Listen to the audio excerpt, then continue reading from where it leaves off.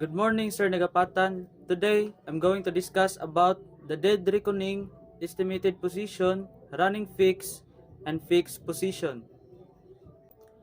Dead reckoning is a method of navigation that involves estimating a current position based on a previous known position and an estimated of speed and direction of travel.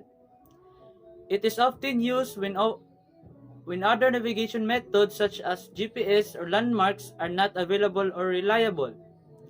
In dead reckoning, a navigator will use a variety of methods to estimate the distance and direction of travel, such as counting paces, measuring the distance traveled on a map, or using an estimated of speed and time traveled. These estimates are then used to calculate a current position which can be marked on a map or recorded for later references. Dead reckoning is a useful navigation technique in situations where GPS signals may be disrupted or unavailable, such as in remote wilderness area or at sea. However, it is also prone to errors, as even small errors in estimating distance or direction can compound over time and result in significant deviation from the true position. So I have example here how to plot the dead reckoning. So these are the scenario. At 13:30, the vessel is at 10 degrees 10.4 north, 125 degrees 26.2 east on course 005 degrees true. Speed of 12 knots. Plot the vessel's DR position at 14:30. So these are the map. This is the vessel. This is where currently the vessel in 13:30. So first, we're going to take the bearing 005 degrees true. We're gonna use our triangular ruler, then transfer it here. So this line is 005 degrees true. And then we're going to use compass divider to measure the distance. So our speed is 12 knots. So we're going to use compass divider here and then transfer it here. So that will be our dead reckoning, which is 14:30 hours. Estimated position refers to the location that is calculated or determined by a navigator or a device based on the available data and the assumptions made about the current location, direction, and speed of travel. The estimated position is not the exact location but rather an approximation of the current location. For example, if hikers using a map and compass to navigate in the wilderness, they may estimate their position based on their previous known location. Their estimate of the distance and direction traveled since then, and any landmarks or features they have observed along the way, the estimate may not be exact but it can provide a reasonable approximation of their current position.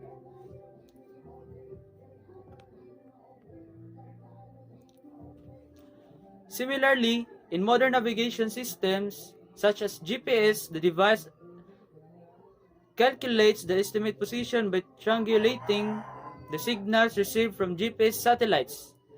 This estimate's position is continuously updated as the device receives new signals and the calculations are refined based on the updated data. The estimated position is a critical piece of information for navigation, as it provides a references point for determining the next steps of the journey and for avoiding getting lost. However, it is important to remember that the estimate position is only an approximation and may be subject to errors or inaccuracies. So now we're going to plot the estimated position given this scenario. At 13:30 hour, the vessel at 11 degrees 59 minutes north, 121 degrees 50 minutes east, on course 200 degrees through times 10 knots on falling tide with tidal stream of 1 knot. Plot the ship estimated position at 14 hours. 14 hours. So we can use this map to find the estimated position. So in this position, this is where your ship is currently at. And the next is we're going to use the true bearing 200 degrees true. So we're going to use the compass rose and then transfer it using the triangular ruler. Transfer it here, and this line is 200 degrees true, and given by a speed of 10 knots, we're going to use compass divider. Put it here and then transfer it there. So the outcome of that is our DR position, dead reckoning. So this is where our dead reckoning, but in the given it says that there is a failing tide with tidal stream of 1 knot, and we know that the equivalent of 1 knot is 1 nautical miles. But before that, we're going to use this formula to identify the distance of the drift. So 1 km times 0.5 is equal to 0.5 nautical miles. So we're going to use compass divider, plot it here and then put it there, and the outcome of that is our estimated position. And that's how you plot estimated position, or to find it.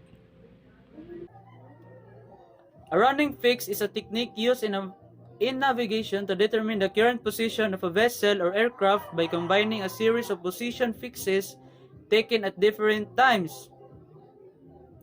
The running fix is based on the principle of dead reckoning, where the navigator estimates the speed and direction of travel based on previous position and uses this information to project the estimated position to a future time. To obtain a running fix, a navigator takes a known position called a fixed point and notes the time. They then continue to travel and take subsequent fixes at other known positions at later times. By comparing the actual position obtained from the later position based on the previous fix and the estimated speed and direction of travel, the navigator can determine whether they are ahead of or behind the estimated position.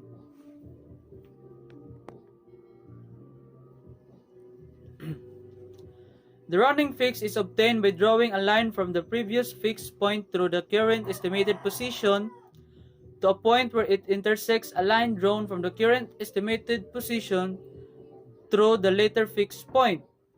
The point of intersection is the running fix, which gives the navigator a more accurate estimate of the current position. The running fix is a useful technique in situations where the navigation is difficult or where the position fixing equipment is not reliable. It allows the navigator to make adjustments to their estimated position based on actual observations, which can improve the accuracy of subsequent estimates. A fixed position is a precise and accurate location of a vessel, aircraft, or any other object determined through the use of navigation equipment or methods. It is a specific point on the Earth's surface where the object is located at a particular moment in time. A fixed position can be obtained through various means including GPS, radar, radio, navigation aids, celestial navigation, or visual sightings of landmarks. These methods involve using specific instruments or techniques to determine the object's distance and direction from known points or landmarks, which are then used to calculate the object's precise location.